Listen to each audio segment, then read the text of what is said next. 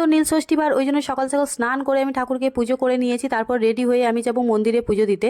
তো সকালেই আমি পুজো করে নেব, অনেকে কিন্তু সন্ধ্যাবেলা পুজো দিতে পছন্দ করে।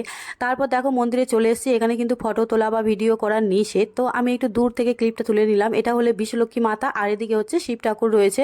তারপর বাড়িতে পুজো দিয়ে চলে এসেছি, আর এসে সাবু আর এই কলা পাকা নিয়ে বসেছি। আমার তো সাবু একদম খেতে অপছন্দ, আমি একদম খেতে পারি না। কি যে কষ্ট হচ্ছিল, খেতে একদমই ভালো লাগছিল না। নীলষষ্ঠী বারে আবার গরম কিছু খাওয়া যায় না, তার জন্য এটা খেতে হলো। তারপর বিকালবেলা ও অফিস থেকে আসতে আমি রেডি হয়ে চলে এলাম। বাড়ির কাজ কতটা হয়েছে দেখতে, 2-3 দিন আসা হয়নি। আর দিদিকেও ফোন করে নিয়েছিলাম, দিদিও চলে এসছে। দেখো ঘরের মধ্যে সানসেট দিয়েছি, অনেকে কিন্তু সানসেট দেওয়া পছন্দ করে না।